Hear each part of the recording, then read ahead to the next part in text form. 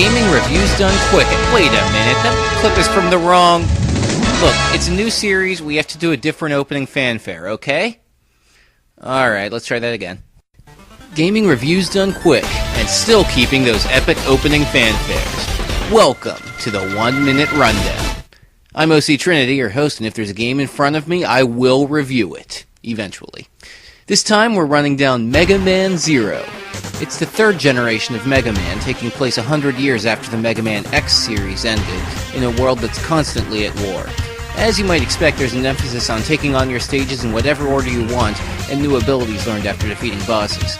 Zero, the side character that's probably more popular than the main character, takes center stage here, armed with a rotating set of weapons that always includes a gun, a sword, a set of elemental chips, and cyber elves, fairy-like entities that bestow a bonus ability, then promptly die. Oh yeah, and even by Mega Man standards, these games are really hard.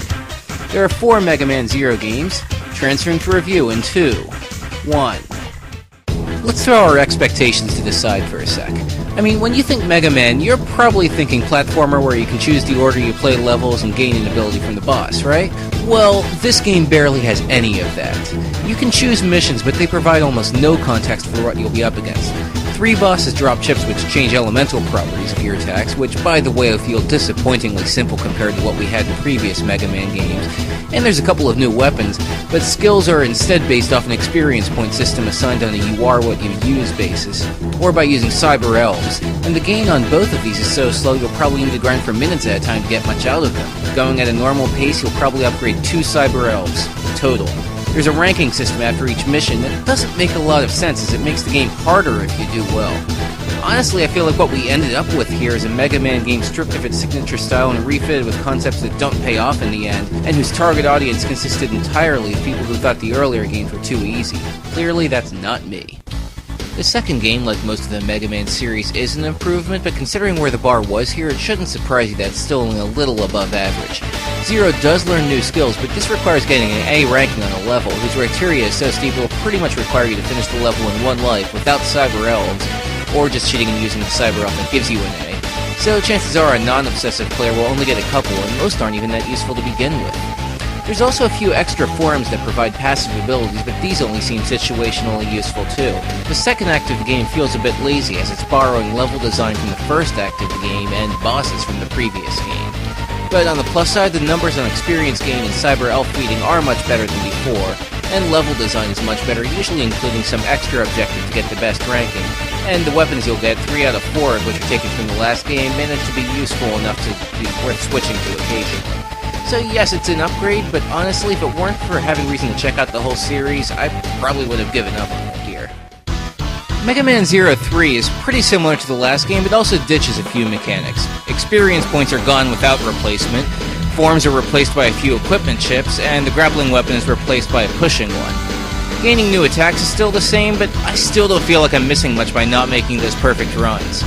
Cyber elves have changed some, mostly by having 2 elves that can be equipped for their bonus, but considering using them as consumable items is still an option whose only penalty is to your score, all this really does is provide a new effect that couldn't be done otherwise. And again, they decided to just borrow a few bosses from earlier, a lot of which weren't all that interesting to begin with. I didn't find anything special going on with the level design either. Some good, some mediocre, mostly just more of the same.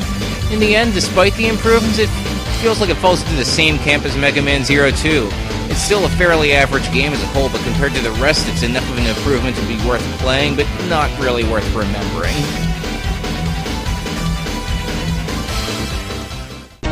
Mega Man Zero 4, while still having its roots where it was before, feels like more of a shift to how things were in the X series. Consumable cyber elves are gone, replaced by a variation of the satellite cyber elves from before, a system I really like better, and different body chips need to be researched and combined from spare parts, which sounds good on paper, but becomes mostly ignored since very few recipes are ever given and even fewer you'd guess on your own. But you know what actually works this time? Learning abilities from bosses.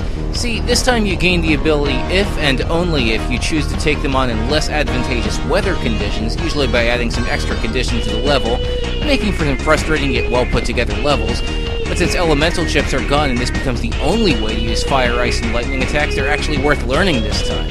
Storyline-wise, this was clearly written to be the end of the Mega Man Zero franchise, and I'm pretty much okay with that, but it's a good finale. One that does what few Mega Man series have managed to do, actually keep improving despite the number of sequels. And that's where the Mega Man Zero series ended. Yes, this one actually wrapped up the story with the last game, so I think we can say with high certainty there won't be a Mega Man Zero 5. There is, of course, the rest of the Mega Man franchise. The story continues from here with Mega Man ZX, or you can go backwards with the original Mega Man games or Mega Man X. These are fairly common games that won't run you for too much money, but DS owners can also opt for the Anthology set, which also includes an easy mode. Check back soon for the next episode of 1 Minute Rundown. One fun fact about this game is that many of the robots appeared to bleed in the Japanese version of the game, but was censored for other releases. Next time I'll show you a series where doing that would kill the appeal.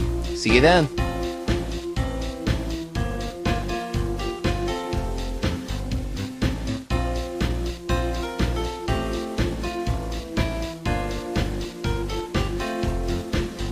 Hey, you realize we don't have games for the next episode, right? We don't? Ooh, that might be a problem, but you know what? I think I can fix that.